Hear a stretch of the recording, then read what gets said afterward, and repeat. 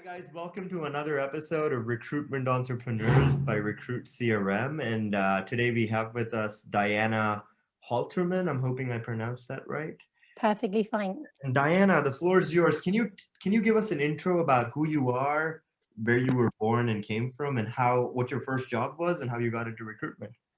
Absolutely. So, about 14 years ago, I landed a job in an executive search firm in Madrid. I'm originally half German and half Spanish, born and raised in Madrid. And then I attended the German school. I went to college there as well. And um, I just didn't wake up and say, I want to become a recruiter. I just landed a job in an executive search firm in Madrid and started really the old way, like where LinkedIn had just pretty much started.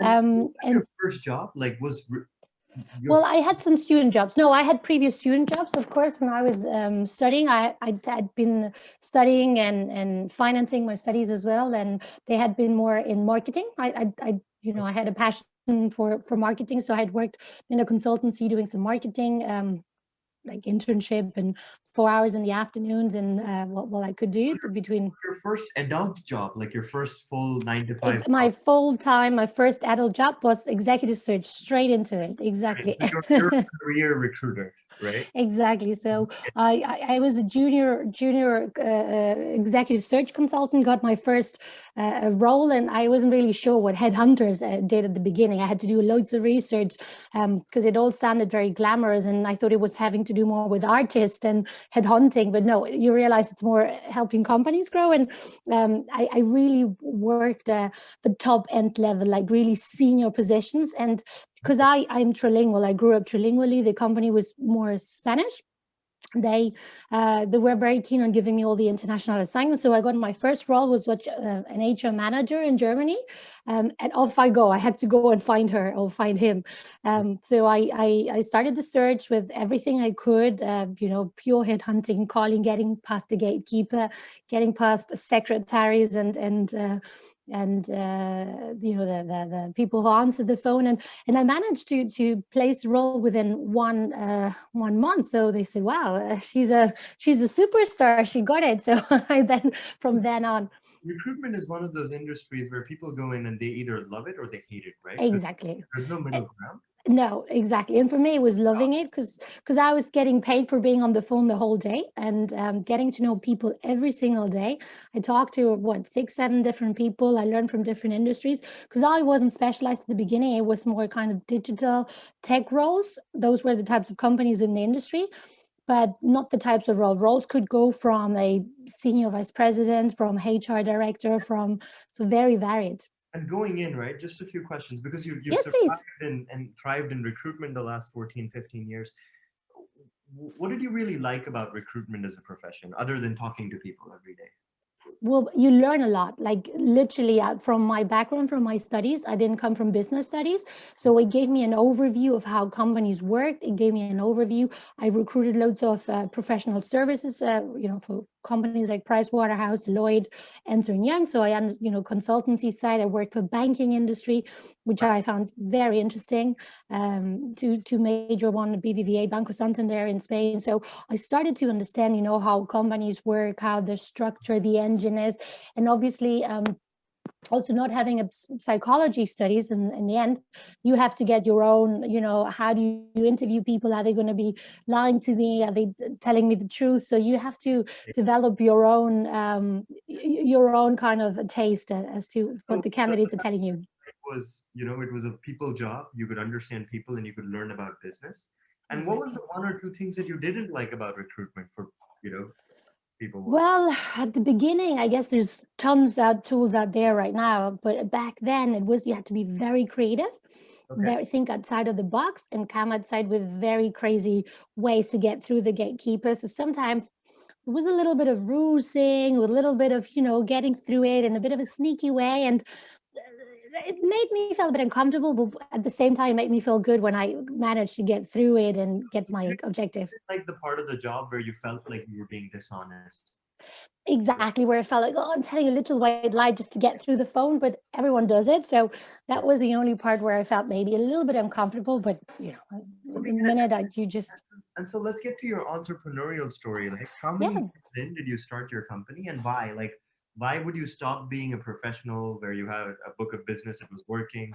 Why Of did you course. cut that out and start an agency? Because that's hard, right? There's so Yeah, many. wow. Yeah, yeah. So the good thing is I started in like an executive search firm. Then I went in-house. I worked for two companies, which was were e-commerces, one of them being Facebook. So amazing company, of course, to work for.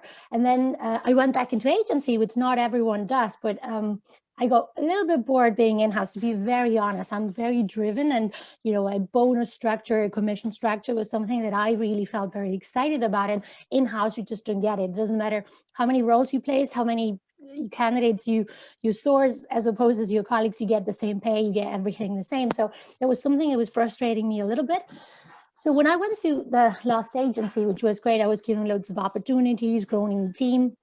But it's true that it was same old. Huh? And my back then boss, now my business partner, and I were always like thinking about and looking into invest in new technologies, looking to see what other tools are out there in the market, what is there that we can do to be innovative, automate stuff. What happened was, well, the two business partners, long story short, they fell apart, and that's when we started creating Talented. And our sole goal was to use everything I'd learned in companies before, like Facebook and Vistaprint, and incorporate it and not be a traditional agency where, we pushed our consultants out of there, and, whipping with metrics. And we didn't want that kind of environment. We wanted a kind of a cooler in-house environment within an agency vibe. So that was the whole concept that we So wanted to have beyond Talented. lower pressure agency, because a lot of agencies are like Yes. boiler rooms where it's very, very high pressure. You have to do a certain number of calls. Exactly. Of course, we do have metrics in place and we monitor those. But what's really important, I mean, I don't care where my consultants are doing their job. They could be in the beach club, they could be in the sun, or they could be doing it from home, as long as the results are there. And that's very shocking, as opposed to other agencies that you have to have your suit, you have to be in front of the computer in your office every day with your suit and tie. That's not our style at all. We want the results, no matter how they get those or where they get those. That's the way to go, right? That's how most. Yeah, even more so with the pandemic. Yeah. And so, would you say you're a fully remote business? You have no office and you just run remote? Yes. Now we are a fully remote business. Through pandemic pushed us. We had obviously several offices around Europe, and we had to, obviously it was a cost, so we had to shut them down and have everyone working from different regions and locations, and they're doing extremely well. So why would I go and open another office again? Maybe for more junior people, or maybe in the future. Was 2020 your best year financially as a business relative to other years, or was Well, it? funnily enough, even though that pandemic was so harsh and difficult, and we saw some people leaving our business, unfortunately, due to personal reasons, we made more revenue than the previous year. So Awesome. funny. I just think sometimes, wow, imagine what could have been if there wouldn't have been the pandemic. But even though, yeah, it was one of the best ones. Little nuanced, right? Because in recruitment, it's not just about revenue; it's revenue per consultant, right? That really matters. Because sometimes Correct. you hire 2 or 3 times the employees and revenue increases by 20%, which might not necessarily be good. So was your headcount the same between 2020 and 2019? It was less, actually. Oh, so your revenue went up. My revenue was higher with less people, which Wow, is amazing. that's just brilliant. That's spectacular. And so now going back into the numbers, right? Because the podcast is called Recruitment Entrepreneurs, so it's for people who want to become recruitment entrepreneurs, so maybe in their first couple years of the journey. And so how did you go about this financially, right? It's pretty hard to like decide to not get a paycheck anymore for a few months and figure out doing a business. So did you and your partner set up a specific amount of money that you set out to start this? Did you have like a plan B? Like how did you set all of that up? Well, because he had been managing a recruitment agency very successfully in Europe for 20 years. Obviously, he had some basis. What we didn't know is obviously that the pandemic will come and that some old ways wouldn't work out in the new world. But he was like the sole investor. Let's put it this way. So he had put some money aside, of course, to get us a bump up and started. But also, first month we had already our first placement, so we were like constantly looking how we could. You were billing from the first month. Yeah, we built from the first month as soon as. Because you had some clients from your old business that you No, we weren't allowed to touch any of those clients, so it was pretty much through my network. So of course we had, to sign some documents, and we weren't allowed to touch any of the previous clients, and we didn't want to, obviously. So we wanted to get started from scratch. So it was more through the network, word of mouth, and And the investment going in, right? Was it in the tens of thousands of dollars or pounds, or was it in the hundreds of thousands, or did you guys put in 1 million? Like what? No, a quarter of $250,000. Roughly, right? And did Roughly. you actually end up eating up that $250,000, or? Yes. Yes. The reason being, and obviously looking behind, this podcast helps some entrepreneurs not do the same mistakes, I think. We lashed into the technologies, which was our initial plan. So there's a HR tech conference in the US in Vegas. So my business partner went there, and he lashed into all the technologies. In retrospective, maybe we should have looked into some of those great technologies are great for the US, maybe not just ready yet for the European market, because we lashed into some AI technologies then. So, that's maybe looking back into it. Okay, so but at the same you're saying the real reason most of the 250 was burnt using buying technology that you didn't necessarily use. It wasn't really, you didn't burn the money in operations, like and the running of the office, the salaries, of course, because that's the thing. We started with as two business partners and 4 employees, so you have 4 salaries, and I built my first month, but they necessarily didn't do this in the first month. So that starts eating up some of your budget if it, for a few months consistently until they start billing from scratch. That takes a while. So in the planning, my advice to others would be, unless this person's going to bill from day one, just wait a time to hire someone until you are sure that they're going to be billing consistently. You have a business that's working before you hire more people. Exactly. Correct. That's exactly. I would advise, unless that recruiter is going to be billing from day one, just wait a little bit, because that eats a little bit of your budget. Yeah. Got it. And how long did you take to get to break even then as a business? 2.5 years. So it's almost now we got into a break even, not before. Perfect. So it took over 2 years to get to the point where every month you're making a profit. Exactly. Yeah. It takes a while to get profitable. Yeah. Because, running costs, social security, taxes on the employee. And we were very generous as well on all the benefits. We wanted to create that amazing atmosphere. And there's a wide range, right? Like we've talked to people that just start by themselves and another person and they're partners and they know what they're doing and they're profitable from the second month. Yeah. There's also businesses that never become profitable, right? Yeah. They keep running for takes a while. Yeah. Sometimes they have to shut it down because 5 years in, they're still not making any. No. No. Touch and wood. Yeah. Going well. And that's awesome. And so what was your backup plan? Like when you were starting this, like if this hadn't worked, I'm sure there's a backup plan, right? Like if it had to work, there was no option. Failure wasn't an option. So I didn't think about it. I mean, obviously I have a huge network, and I could have landed a job as a talent acquisition in-house anywhere else, any time during those 2.5 years. But I just didn't want, I never let that thought come into my mind, because, my business partner, he had put his money into this. So I was not going to, I'm never going to let him down. So in that respect, I'm very loyal, and I'm just going to do it. And I'm just going to did everything it took to get out of the situation, of course. Exactly, to make it work. So that never came into my mind. Like, there's no backup plan. This is my business. I'm not a passenger. I'm a driver.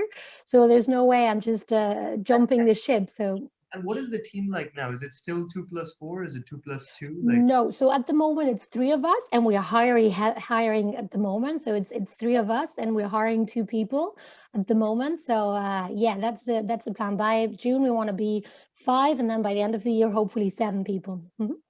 Awesome. And so a few more questions now. Yeah, sure. What's the hardest part about your job? What's the hardest thing about building or running a recruitment business? I think that as opposed to being in-house or agency that you manage, it's not your money. It's not every decision that you make. You're a lot more conscious of, if that person is not performing, it's impacting you directly. It's impacting your salary, it's impacting your life.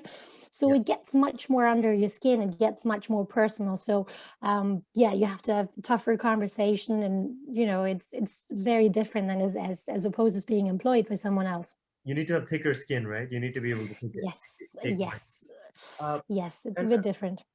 what's one of the things that you expected that would happen when you started a business that didn't happen? Well, I guess that it was a little bit more the perhaps the worth of mouth, because of our history, what we've done before.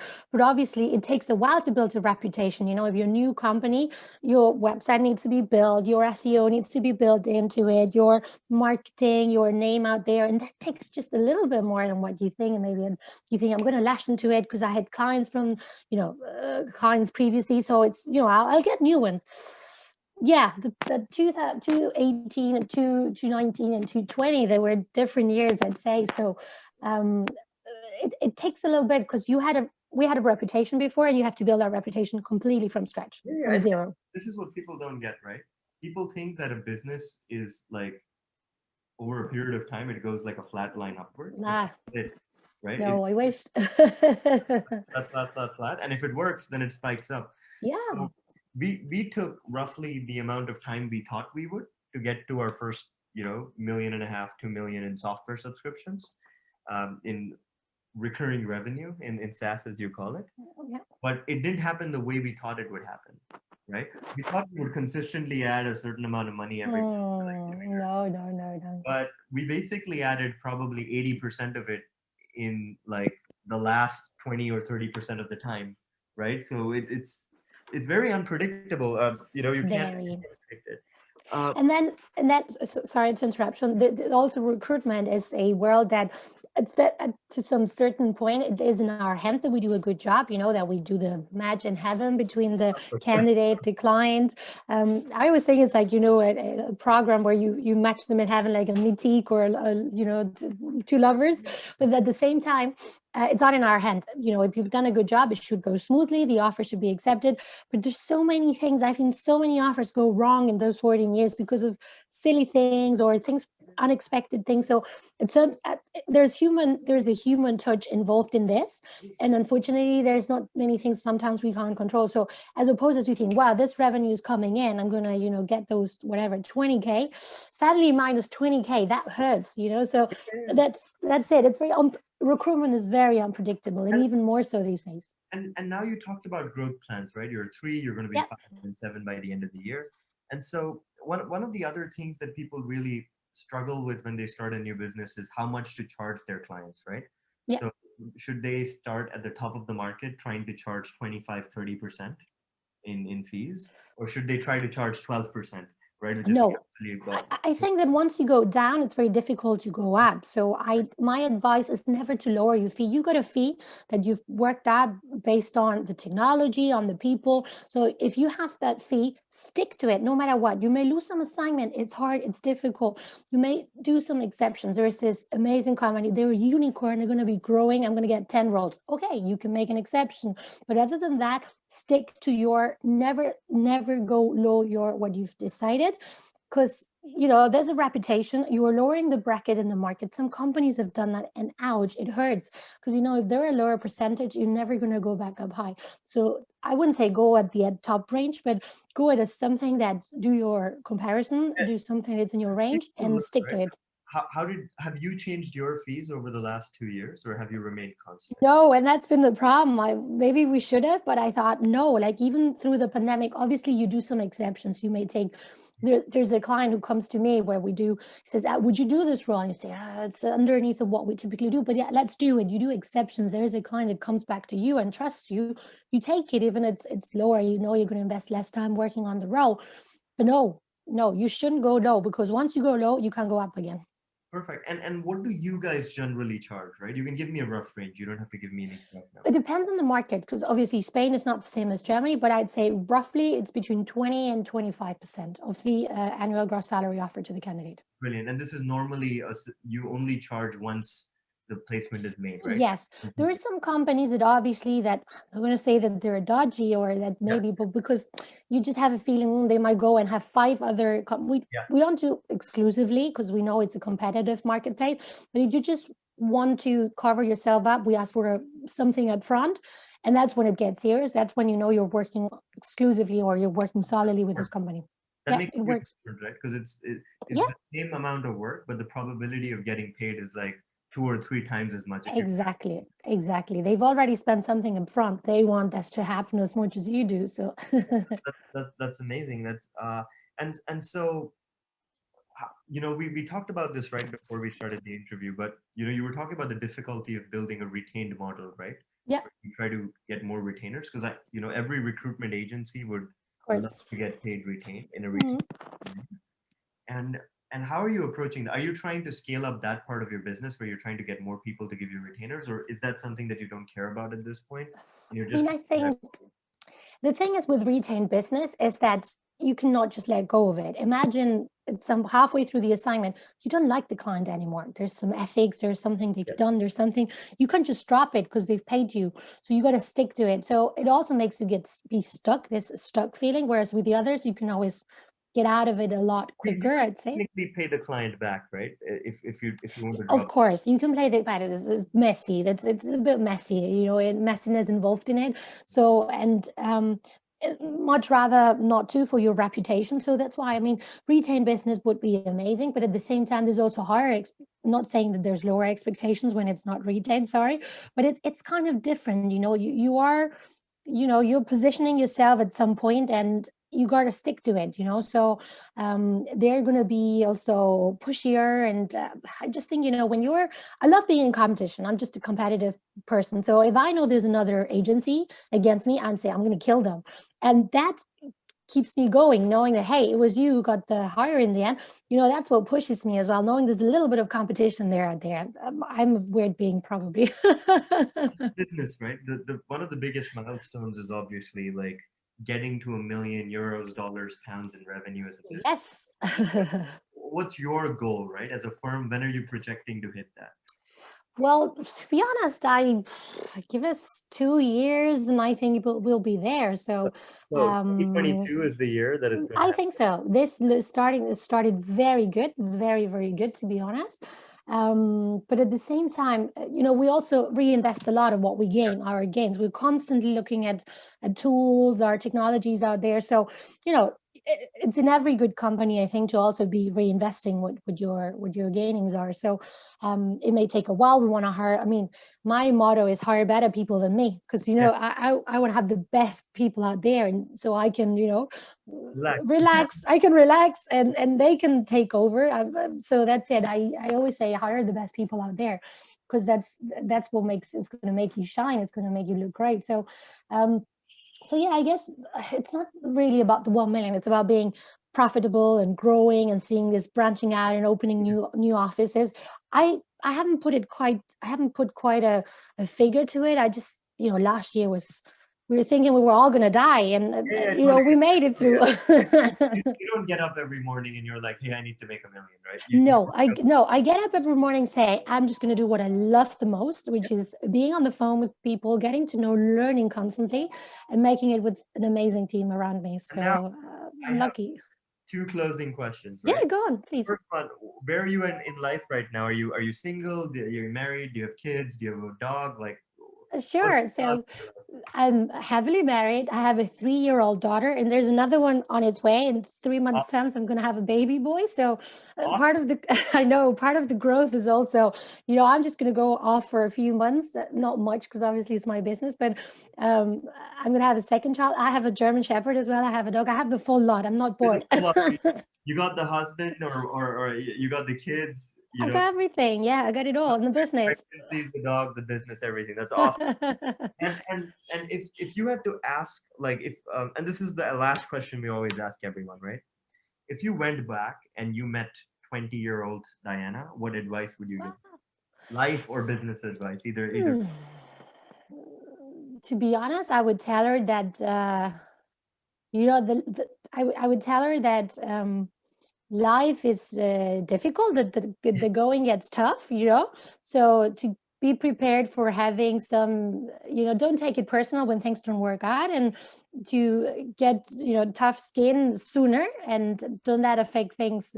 Yeah, it's not to let you affect things or take it too personal. I would say that, just give it your all, because there's only one life to live. And it was 15 years ago, so. Okay.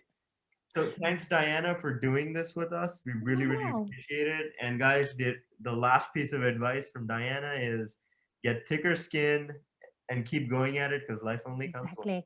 Exactly. I mean, it's not going to get easier. This is just one life we have to live, and you're going to make the most out of it. And this is so much fun. So we still have to work, another 25 years. So at least do something that every day you wake up with a smile and that you enjoy doing, because otherwise it sucks when you have to go to a job you don't like. So find yourself a job that you love, and then you won't call it a job anymore. Brilliant. And thanks for doing this, Diana. Not at all. My pleasure. Cheers.